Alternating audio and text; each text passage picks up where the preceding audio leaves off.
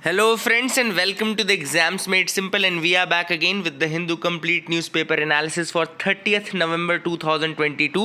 30 नवंबर 2022 का the Hindu newspaper analysis देखेंगे। शुरू करते हैं सबसे पहले सवालों के साथ जिनके जवाब आपको देने हैं। ये प्रीलिम्स के लिए आपकी थोड़ा मदद करेंगे और आपको तैयार करेंगे ऑब्जेक्टिव क्वेश्चंस को अटेम्प्ट करने के लिए। तो सबसे पहला सवाल, जैसा कि आप देख पा रहे होंगे स्क्रीन में, कॉस्मिक डॉन रिफर्स टू। कल मैंने आपको पढ़ाया था कॉस्मिक डॉन के बारे में। सवाल है कॉस्मिक डॉन क्या होता है। Options are A, formation of first stars and galaxies after some million years of the big bang. B, a time period of the universe where asteroids collided with stars, a period of formation of rivers and oceans on Earth, and the period of starting of the humans race on the Earth. The correct answer for this very easy. Again, A is the answer. I hope आप सभी ने सही किया होगा। तो आज जब आप मुझे बताएं कि आपके कितने आंसर सही हैं, तो आई होप आपका एटलीस्ट पहला तो सही रहेगा। दूसरा सवाल, फ्यूजीवारा इफेक्ट। फ्यूजीवारा इफेक्ट क्या होता है, ये न्यूज़ में था। ऑप्शंस है an interaction between tropical storms formed around the same time in the same ocean region with their centers or eyes at a distance of less than 1400 km. Second है the effect caused by unorganized movement of celestial bodies. Third, the effect caused due to increasing methane in the atmosphere. And the fourth is overlapping of warm and cold ocean currents near the equator. The correct answer for this is again A. एक ऐसा interaction between tropical storms which are formed around the same time in the same ocean region with their centers or eyes at a distance of less than 1400 kilometers. So this is the correct answer for this. A will be the answer. याद रखिएगा। Third question की तरफ आते हैं। Consider the following statements. Statement 1 कह रहा है rice is a rabi crop. Second कह रहा है India is the world second largest producer after China. Third कह रहा है India is the world's largest exporter of rice. इनमें से कौन से स्टेटमेंट्स करेक्ट है? 1 and 2, 2 and 3, 1 and 3 या 1, 2, 3? The correct answer for this is 2 and 3, क्योंकि फर्स्ट तो गलत ही है। राबी क्रॉप है ही नहीं है, खरीफ क्रॉप है। राइस यानी कि चावल, यानी कि जो आपका होता है ये आपका खरीफ क्रॉप है, ना कि पैडी, ना कि आपका ये राबी क्रॉप। तो the first statement is wrong. Second third statements are correct. India is the world's largest exporter of rice and it is the second largest rice producer after China. तो ये तो तीन सवाल थे आज के। आगे मूव करते हैं न्यूज़ एनालिसिस पार्ट में। SIA to get 25.1% in AI as part of Vistara merger deal with Tata. तो अब देखो क्या एक नई डील हो रही है, आप सबको बता दूं मैं। आप सबको पता है कि अभी टाटा सन्स ने एयर इंडिया और एयर इंडिया एक्सप्रेस को परचेज किया था गवर्नमेंट से जनवरी में, ठीक है ना। टाटा सन्स ने क्या परचेज किया था? एयर इंडिया और Air India Express from that government in January. उसके बाद अभी एक नई चीज़ हो रही है, सिंगापुर नई चीज़ क्या कर रहे हैं, विस्तारा के साथ अब मर्जर कर रहा है टाटा सन्स, ठीक है ना।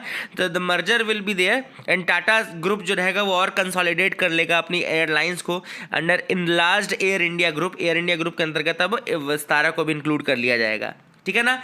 अब दूसरी चीज़ इंपॉर्टेंट ये है कि सिंगापुर एयरलाइंस को 25.1% स्टेक्स मिलेंगे इन एयर इंडिया एंड वो अपना इन्वेस्टमेंट करेगा लगभग 2500 करोड़ का कुछ इन्वेस्टमेंट भी करेगा Singapore airlines because of this joint venture, है ना। तो 2000 करोड़ में लगभग Singapore airlines will also get 25.1% stakes in the Air India, ठीक है। तो that is the thing which is there. तो ये विस्तारा का मर्जर याद रखेगा।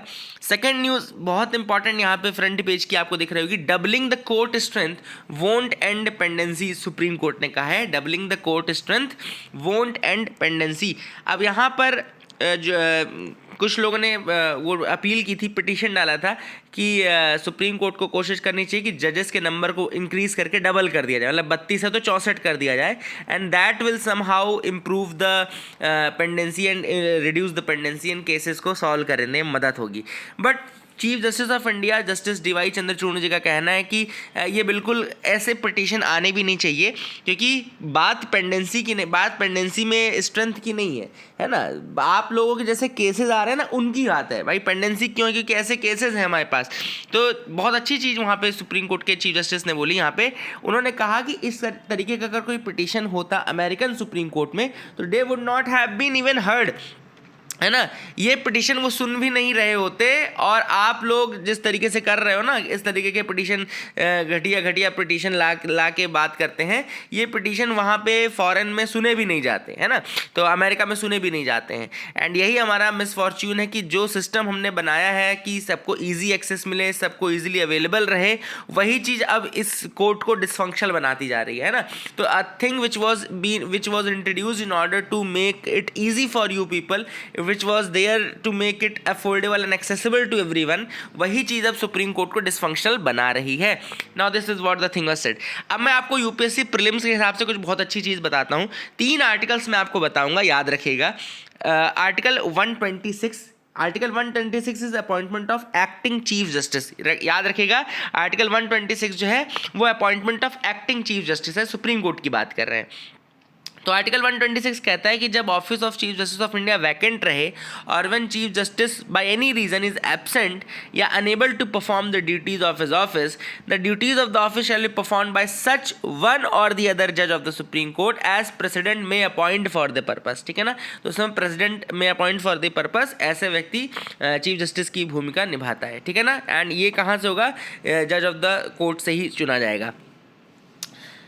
फिर आर्टिकल 127 याद रखिएगा, it says appointment of ad hoc जजेस। अब देखिए हम सुप्रीम कोर्ट की बात कर रहे हैं, we are talking about supreme court, तो एक्टिंग जज हो गया, एक्टिंग चीफ जस्टिस हो गया। Second is appointment of ad hoc जजेस। तो अगर कभी कोरम नहीं है सुप्रीम कोर्ट में, अवेलेबल नहीं है quorum to hold any session of the court, तो चीफ जस्टिस उस समय with the previous consent of president, chief justice with the previous consent of president in consultation with the chief justice of high court, याद रखिएगा उस समय high court से लेते हैं, तो हाई कोर्ट के चीफ जस्टिस के साथ कंसल्ट करके may request in writing the attendance of a sitting court as an ad hoc जज। तो वहाँ पे हाई कोर्ट, किसी भी हाई कोर्ट के एक सिटिंग जज को लिख करके बोल सकते हैं कि आप यहाँ पर आए एज अ एडहॉक जज।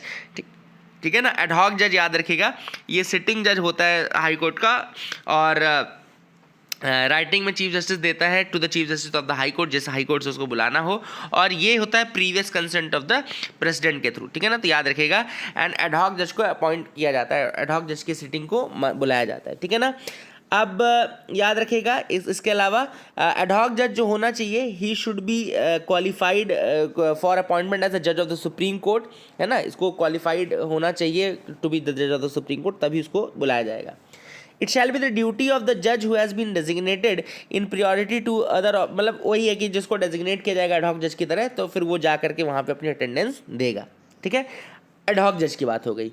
आर्टिकल 128 फिर कहता है रिटायर्ड जजेस को भी सिटिंग मतलब के लिए बुलाया जा सकता है सुप्रीम कोर्ट पर। ठीक है ना, तो यहाँ पे एक चीज़ और है कि chief justice may at any time with the previous consent of the president request any person who has held the office of the जज ऑफ सुप्रीम कोर्ट और फेडरल कोर्ट, है ना, और उसको बुला सकता है यहाँ पर, मतलब ऐसा अगर रिटायर्ड सुप्रीम कोर्ट का हुआ हो या रिटायर्ड हाई कोर्ट का हो, but qualified to be a जज ऑफ सुप्रीम कोर्ट, तो ऐसे व्यक्ति को बुलाया जा सकता है ना, फॉर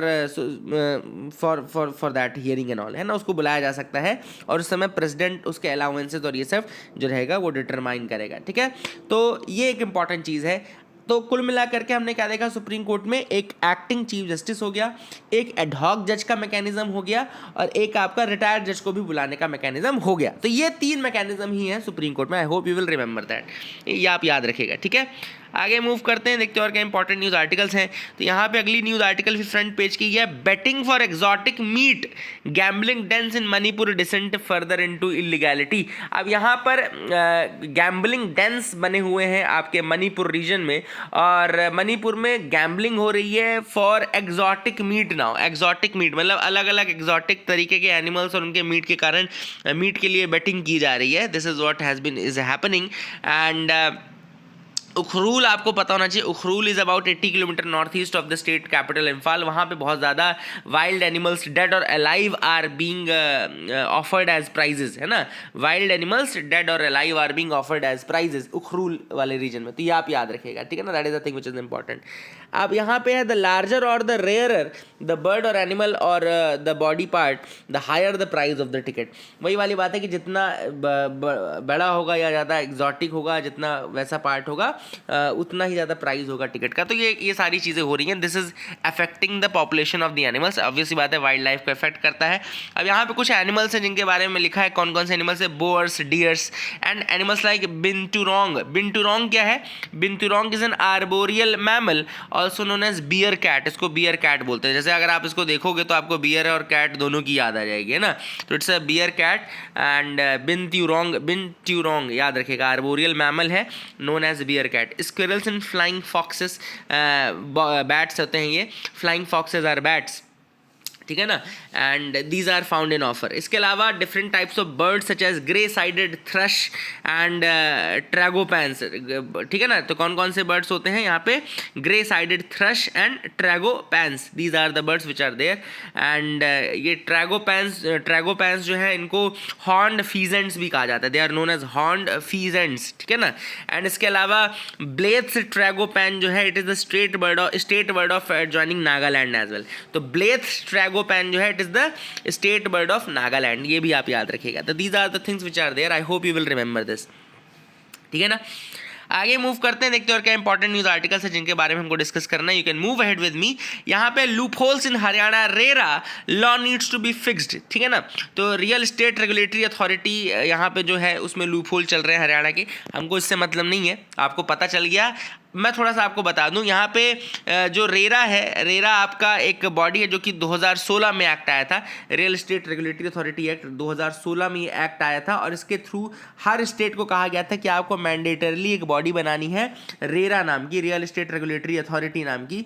और आपके स्टेट में जो भी, ये क्यों बनाए गए थे? ताकि जो रियल एस्टेट प्रोजेक्ट्स हैं उनमें जो कस्टमर्स हैं उनको उनके राइट्स को प्रोटेक्ट किया जा सके। तो इसमें कहा गया था कि कोई भी ऐसा बिल्डर है, अगर उसका प्रोजेक्ट 8 अपार्टमेंट से ज़्यादा का है ना, या कुछ उसमें क्राइटेरिया रखा गया था, इसे इतने मीटर स्क्वायर से ज़्यादा का प्रोजेक्ट है, तो उसको रजिस्टर करना जरूरी रहेगा। तो मतलब जो बिल्डर्स रहेंगे they will have to register with the real estate regulatory authority. इसके अलावा जैसे उनको एक एस्क्रो अकाउंट बनाना पड़ेगा जिसमें 70% उनको अमाउंट जो उनको कंज्यूमर से मिला है उसको स्टोर करके रखना पड़ेगा उसमें at any point of time, ठीक है ना। And they have to deposit 70% of the money collected from buyer in a temporary pass through account held by a third party. Escrow account बोलते हैं इसको, थर्ड पार्टी अकाउंट बोलते हैं, escrow account बोलते हैं, ठीक है ना। देन इसके बाद जो स्ट्रक्चरल डिफेक्ट अगर किसी बिल्डिंग में आता है तो 5 साल तक के लिए जो उसकी लायबिलिटी रहेगी वो डेवलपर पे रहेगी, ठीक है ना। एडवांस पेमेंट्स के ऊपर कैप लगाया गया है। Promoter can not accept more than 10% of the cost of the plot, apartment और building as an advance payment. तो एडवांस पेमेंट में 10% से ज़्यादा वो नहीं ले सकता है, ठीक है ना। इसके अलावा उन्होंने कहा कि क्लियरली कारपेट एरिया को, क्लियरली आपको कारपेट एरिया डिफाइन करना है। बायर को चार्ज करना है कारपेट एरिया पे, ना कि सुपर बिल्टअप एरिया पे। बायर को जो चार्ज करना है वो कारपेट एरिया पे करना है, ना कि सुपर बिल्टअप पे। और अगर आप कंप्लाई नहीं करते हैं तो you will be punished for that. तो these are the things which are there, ठीक है ना। I hope you got clarity regarding that. आगे मूव करते हैं, देखते हैं और क्या इंपॉर्टेंट न्यूज आर्टिकल्स हैं। What right do you want to protect? Supreme court ask petitioners in Jallikattu case. तो सुप्रीम कोर्ट जो है मूड में लग नहीं रहा है जल्लीकट्टू को बैन करने के, इसलिए उन्होंने पिटिशनर्स को कहा कि भैया आप कौन सा राइट प्रोटेक्ट करना चाहते हो। आपने रिट पिटीशन लगाई, आपने पिटीशन लगाया है, रिट पिटीशन लगाया है, और रिट पिटीशन होता है फंडामेंटल राइट्स को प्रोटेक्ट करने के लिए। अब आप बताओ कौन सा राइट आप प्रोटेक्ट करना चाहते हो ह्यूमन बींग्स का। दूसरा उन्होंने कहा कि ठीक है आप एनिमल्स को बोल रहे हैं कि वो भी एक तरीके से ह्यूमंस के बराबर ही हैं, तो फिर प्लांट्स का क्या है ना, वाई नॉट प्लांट्स? फिर प्लांट्स को क्यों काटना, क्यों पकड़ना? तो ये सारे क्वेश्चन अब सुप्रीम कोर्ट पूछने लगा है। तो I don't think they will be banning it. They have also accepted the मतलब कल्चरल इंपॉर्टेंस ऑफ दिस। और उन्होंने उनको ये भी स्टेट गवर्नमेंट ने कहा है कि किसी भी तरीके का उसको हार्म नहीं पहुंचाया जाता है एनिमल को। So that these are the things which are already there. Let's see. Device which can convert any normal bed into an ICU to be deployed in 6 states. अब एक डोजी नाम का एक contactless remote vital parameter monitoring device है, याद रखिएगा Dozee, Remember this name, DOSI. DOSI is the name of the contactless remote vital parameter monitoring device which can convert any normal bed into a step down ICU. ठीक है ना, any normal bed can be converted into a step down ICU and it will deployed in 6 states. 6 states कौन कौन से हैं? तो ये 6 states हैं Tamil Nadu, Karnataka, Madhya Pradesh, Andhra Pradesh, Orissa and Sikkim. Tamil Nadu, Andhra Pradesh, Madhya Pradesh, Karnataka, Orissa and Sikkim are the 6 states जहाँ पर ये Dozee which is a contactless remote vital parameter monitoring device. ठीक है ना. अब इसको बनाया किसने है? तो it has been developed by Turtle, या आपका नॉट आई से, हाँ, Turtle Shell Technologies Private Limited. Turtle Shell Technologies Private limited ये इसने बनाया है और ये एक स्कीम है. This device is being deployed under the Arogya Daksh scheme. लिख लीजिए, Arogya Daksh scheme which is the joint initiative of Centre for Cellular and Molecular Platforms, CCAM जिसको बोलते हैं, SBI फाउंडेशन. ठीक है ना. तो centre for Cellular and molecular platform CCAM plus SBI foundation की स्कीम है आरोग्य दक्ष स्कीम. उसके अंतर्गत ये टर्टल शेल प्राइवेट लिमिटेड ने बनाया doji. Doji is India's first contactless RPM device. ये इंडिया का पहला कॉन्टैक्टलेस RPM डिवाइस है. RPM का मतलब क्या होता है? Remote vital parameter monitoring. अब भैया ICU क्या है? आपके वाइटल्स जो होते हैं उनको रेगुलरली चेक किया जाता है ना, ये सारी चीज़ें होती हैं. तो बड़ी बड़ी मशीनें लगती हैं हालांकि उसमें, बट नाउ डोजी की मदद से आप इसको किसी भी बेड को कन्वर्ट कर सकते हैं. अगली जो न्यूज़ है वो है एडिटोरियल पार्ट की, settling the language for cooperative federalism. तो अब यहाँ बात चल रही है. ऑथर ने बताया कि रिसेंटली जो कमेटी थी लैंग्वेज के ऊपर, उसने अपना कहा है कि हिंदी लैंग्वेज, होम मिनिस्टर के अंतर्गत जो थी, होम मिनिस्टर ने कहा है कि हिंदी लैंग्वेज को हमको प्रमोट करना है and Hindi language will be made mandatory. तो अब ऑथर ने उसी पॉइंट को उठाया कि क्यों आपको मैंडेटरी करना है जब ऑलरेडी इंडिया में इतनी यूनिटी इंटीग्रिटी बनी हुई है. लिंग्विस्टिक आप सबको पता है कि बहुत ज़्यादा इंपॉर्टेंट एक पैरामीटर है और लिंग्विस्टिक आज नहीं, बहुत पहले, इनफैक्ट पहला जो स्टेट बना था आंध्र प्रदेश, अगर हम ले पोट्टी श्री रामुलू का जो स्ट्रगल था जिसमें उनका देहांत भी हो गया था, फास्ट अंटिल डेथ तक उन्होंने रखा था. तो आंध्र प्रदेश की फॉर्मेशन के बाद जो कमीशंस बनी थी और JVP का मतलब अलग अलग कमीशन अगर आपने देखी हो, तो यहाँ पे फजल अली कमीशन हो चाहे क्या, तो इन सब ने लास्ट में फजल अली कमीशन ने ही एक्सेप्ट किया था ये लैंग्वेज का क्राइटेरिया, उसके बेसिस पर डिवाइड किया गया. तो लैंग्वेज का बहुत इंपॉर्टेंस है, लिंग्विस्टिक का अपना अलग महत्व है. इनफैक्ट आर्टिकल 345 जब आप पढ़ेंगे तो it leaves up to state to choose its language for official purpose. In actual practice several states and union territories continue to use English. अब ऑथर ने कहा है कि इंग्लिश को आप ख़त्म करना चाहते हैं, आपका काम है कि इंग्लिश को ख़त्म करना. आप चाहते थे तो इंग्लिश को क्यों ख़त्म करना है? इंग्लिश भी एक लैंग्वेज है जो कि ऑलरेडी इतने दिनों से काम कर रही है. आर्टिकल 345 के अंतर्गत लिखा गया स्टेट्स चूज कर सकते हैं, लेकिन still many states use English, है ना. आर्टिकल 348 स्टिपुलेट करता है कि all the proceedings of supreme court and high court and bills etcetera in parliament shall be in the English language. तो ये ऑलरेडी आर्टिकल 348 कह रहा है ना. तो इंग्लिश लैंग्वेज बेसिकली आपको कहना चाहिए कि काफ़ी इंपॉर्टेंस दिया गया है ऑलरेडी, और इट्स अ कनेक्टिंग लैंग्वेज जो कि कनेक्ट करती है. आप हिंदी को हर जगह मैंडेटरी नहीं कर सकते, ठीक है ना. तो that is the thing which is there. And author ने ये भी बताया कि जो एजुकेशन इंस्टीट्यूशंस नेशनल इंपॉर्टेंस के होते हैं या फिर scientific and technical education institutions जो कि financed by the government of India होते हैं, तो ये यूनियन लिस्ट में रहते हैं. एंड जो बाकी का जो वैसे एजुकेशन एज ए सेक्टर जो रहता है वो बाकी के स्टेट को कॉन्करेंट लिस्ट में रहते हैं, ठीक है ना. तो this is what has been said by the author. The ambiguities inevitably crept into it. अब ऑथर ने कहा कि बहुत सारी एम्बिग्यूटी लेकर के आ चुके हैं. जैसे ही इन्होंने ये बोला कि हम हिंदी को प्रमोट करेंगे, तो it creates ambiguity in other states. और दूसरे स्टेट्स जहाँ पे काफ़ी आपको पता है कि तमिलनाडु में काफ़ी वायलेंस भी हुआ था. Once upon a time violence was there in Tamil Nadu just because of the जब हिंदी को मैंडेटरी किया गया था, तो 1963 में फिर ऑफिशियल लैंग्वेजेस एक्ट लेकर के आया गया था गवर्नमेंट के द्वारा.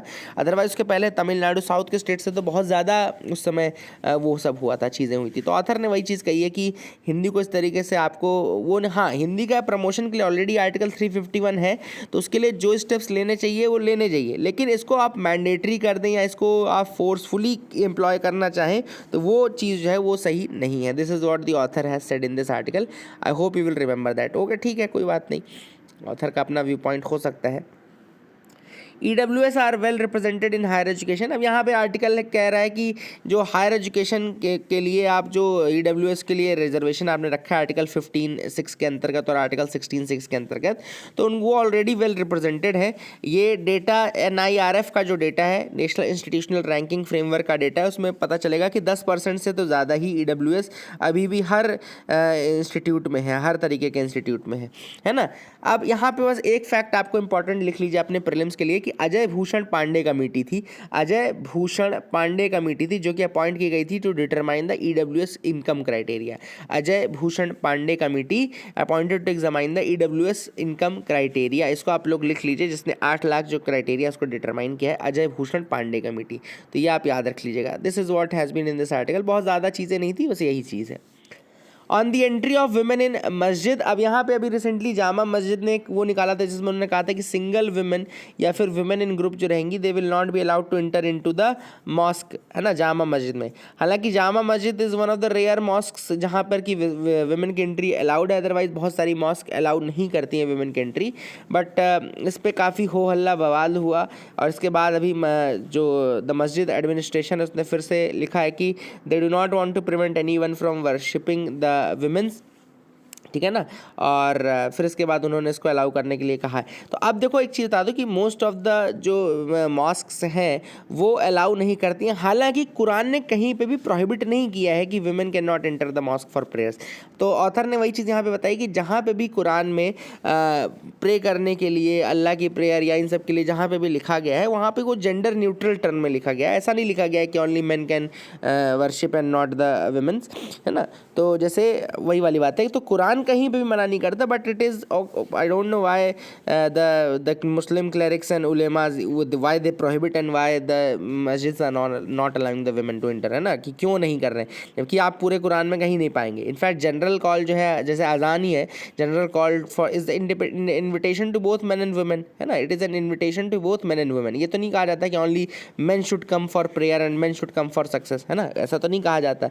तो वही वाली चीज़ यहाँ पे ऑथर ने कही है कि it is not prohibiting anyone, but don't see why the Muslim boards and bodies they don't allow the women to enter. In fact जब मक्का या मस्जिद नबावी मदीना में जा जाता तो वहाँ पे भी both men women pray at Haram Sharif, है ना, वहाँ पे जो हरम शरीफ जो है वहाँ पे वो सब प्रे करते हैं, ठीक है ना।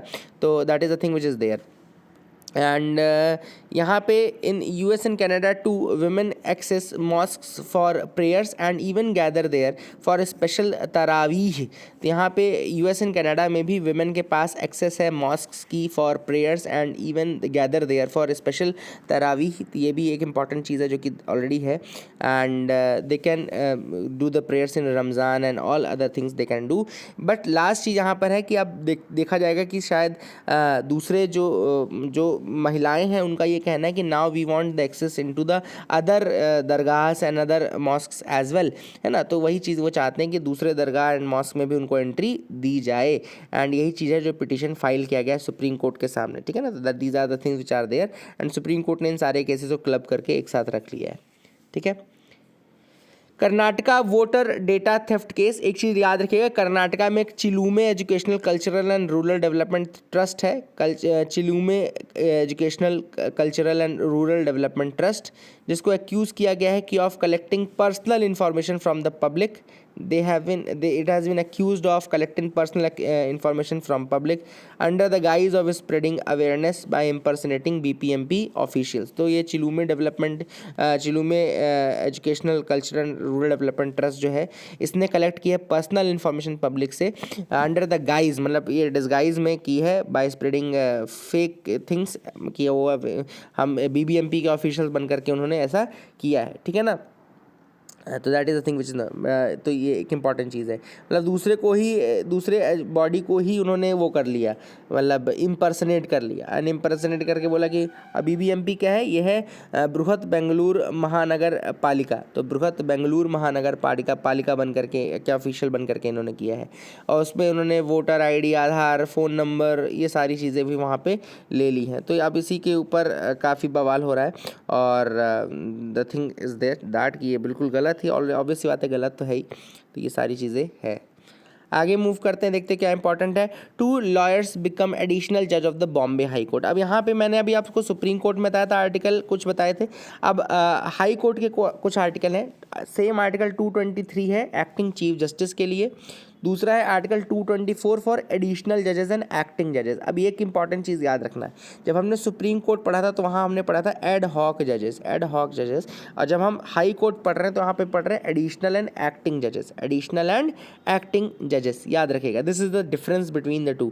यहाँ पे एड हॉक का क्राइटेरिया नहीं होता और सुप्रीम कोर्ट में आपका ये एडिशनल का क्राइटेरिया नहीं होता, ठीक है ना। That is the thing which is important, याद रखेगा ये, है ना। और रिटायर्ड का क्राइटेरिया इसमें भी रहता है, जो तीसरा आर्टिकल 225 है तो उसमें रिटायर्ड का भी क्राइटेरिया रहता है। तो this is the thing which you should remember in this case, ठीक है ना। India grew as a regional power in Indo Pacific. तो India has emerged as a regional power, obviously बात है, हम सबको पता है। Net security provider in the Indo Pacific. अच्छा, नेट सिक्योरिटी प्रोवाइडर क्या टर्म होता है मैं आपको बता दूं। नेट सिक्योरिटी प्रोवाइडर का मतलब होता है एक ऐसी पावर जो कि न केवल अपने अपने जो टेरिटोरियल कॉन्टिग्यूअस और इकोनॉमिक एक्सक्लूसिव इकोनॉमिक जोन से उसको प्रोटेक्ट करके रखे, बल्कि आसपास की जो नेबरिंग कंट्रीज़ हैं, नेबरिंग आइलैंड नेशंस हैं, उनको भी हर तरह की सिक्योरिटी प्रोवाइड करके रखे, है ना, नेट सिक्योरिटी प्रोवाइडर। तो ये सारे काम बेसिकली किए जाते हैं इनके द्वारा, है ना। मतलब ओशन रीजन में कोई भी ऐसी प्रॉब्लम आ गई तो आप उनको देख सकते हैं। तो यहाँ पे ह्यूमैनिटेरियन असिस्टेंस भी प्रोवाइड किया जाता है, डिजास्टर रिलीफ भी प्रोवाइड किया जाता है, नेट सिक्योरिटी प्रोवाइडर के द्वारा किया जाता है ये सारी चीज़ें, है ना। चाहे वो ह्यूमैनिटेरियन असिस्टेंस हो, चाहे आपका डिजास्टर रिलीफ हो, ये सारी चीज़ें की जाती हैं, ठीक है। और वो चीज़ इंडिया ऑलरेडी कर रहा है, इसीलिए उसको नेट सिक्योरिटी प्रोवाइडर बोला जाता है, ठीक है ना। और अभी HADR एक्सरसाइज चलती रहती है, जैसे यहाँ पे अभी humanitarian assistance and disaster relief exercise बोलते हैं। HADR क्या होता है? Humanitarian assistance and disaster relief exercise, और यहाँ समन्वय 2022 जो है आगरा उत्तर प्रदेश में चल रहा है, इट्स HADR ओनली, है ना, याद रखिएगा। आगे है, अभी रिसेंटली जो इंडिया की एक्सरसाइजेज होने वाली हैं या हो रही हैं वो मैं आपको बता दूं। एक तो युद्ध अभ्यास किसके साथ होती है? अमेरिका के साथ होती है युद्ध अभ्यास। दूसरी चल रही है एक्स्ट्रा एक्सरसाइज ऑस्ट्रा हिंद, ये ऑस्ट्रेलिया के साथ चल रही है, ठीक है। तीसरी चल रही है देखो अग्नि वारियर, अग्नि वारियर लिख लीजिए, आप लोग नहीं जानते होंगे। Agni Warrior is with Singapore, Agni Warrior is with Singapore. Fourth is Harimau Shakti, exercise Harimau Shakti is with Malaysia. Agni Warrior is with Singapore, Harimau Shakti is with Malaysia. Exercise Garuda Shakti, Garuda शक्ति इज विद इंडोनेशिया। आपके लिए सवाल है कि गरुण बस किसके साथ की जाती है? गरुण शक्ति इज विद इंडोनेशिया, केवल गरुड़ अगर लिखा होता तो किसके साथ किया जाता? देन नेक्स्ट है आपका एक स्पेशल फोर्सेस की एक्सरसाइज है, एक और एक्सरसाइज है exercise Kazind, Kazind is with Kazakhstan, Kazind is Kazakhstan. Garuda Shakti with Indonesia, है ना। और इसके अलावा मैंने आपको अग्नि वॉरियर बताया विद सिंगापुर एंड हरिमाऊ शक्ति बताया विद मलेशिया। आप इसको याद रखेगा। आई hope you will remember these facts, है ना, ये सब याद रखेगा। NITI Aayog proposes decarbonisation of industrial emission.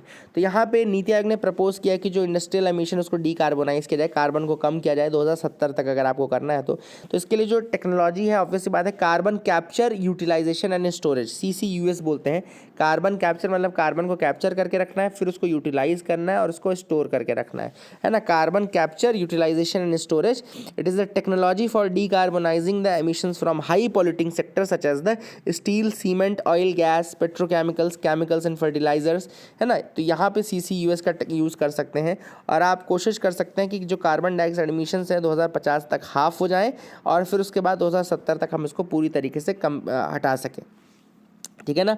तो नीति आयोग ने ऐसा सजेशन दिया है एंड कुछ R&D की ज़रूरत पड़ेगी, ऑब्वियस बात है इसमें R&D की ज़रूरत पड़ेगी ताकि CCUS को अगर आपको सक्सेसफुली इम्प्लीमेंट करना है और एक सस्टेनेबल मतलब एटमॉस्फेयर बनाना है तो इसके लिए UNDP to help waste segregation workers access government schemes. अब United Nation Development Programme UNDP जो है वो हेल्प कर रहा है waste segregation industry in India, कि वहाँ के जो वर्कर्स हैं वेस्ट सेग्रीगेशन इंडस्ट्री के, to move in the formal economy by helping them access the government welfare programme. तो गवर्नमेंट के वेलफेयर प्रोग्राम्स का उनको हेल्प मिल सके जो वेस्ट सेग्रीगेशन सेक्टर के जो वर्कर्स हैं उनको, है ना। तो इस इनिशिएटिव के अंतर्गत यूनाइटेड नेशंस जो अंडर सेक्रेटरी जनरल है ना, उन्होंने कहा कि वो डिस्ट्रीब्यूट करेंगे Jan Dhan account kits to the waste segregation workers on December 1 during her first visit to the country. तो यूएनडीपी के जो मेंबर आ रहे हैं यहाँ पे, तो उन्होंने कहा है कि हम ट्रांसफ़र करेंगे लोगों को, जनधन अकाउंट किट्स देंगे, जो वेस्ट सेग्रीगेशन इंडस्ट्री के जो वर्कर्स हैं उनको देंगे, ठीक है ना। And The opening of the accounts has been facilitated through UNDP's plastic waste management programme. तो UNDP का एक प्रोग्राम है प्लास्टिक वेस्ट मैनेजमेंट प्रोग्राम, तो उसने कहा है कि opening of the account will be facilitated, है ना। And this programme promotes the collection, segregation and recycling of all the plastics to move towards a circular economy. वही वाली बात है, ताकि रिसाइकल हो सके, रिसाइकलिंग हो सके प्लास्टिक्स की। तो ये प्रोग्राम है प्लास्टिक वेस्ट मैनेजमेंट प्रोग्राम। तो ये जो waste segregation workers and all हैं, इनको इनके जनधन अकाउंट खोले जाएंगे, और the programme is there to help this sector. And जो इसके कैजुअल लेबर्स हैं, वर्कर्स हैं, उनको इनफॉर्मल से फॉर्मल की तरफ मूव करना है। तो ये सफाई साथी की हेल्प करनी है, मतलब कुल मिलाकर के सफाई साथी की हेल्प करने के लिए प्रोग्राम है। This is what has been said. I hope you will remember this fact. ये सारे फैक्ट आप याद रखिएगा। आगे देखते हैं और क्या इंपॉर्टेंट न्यूज़ आर्टिकल्स हैं, यहाँ पे तो नहीं है। So that is it for the day, friends. I hope you liked our video. Please like and subscribe. Keep loving us, keep sharing us. Thank you and have a nice day.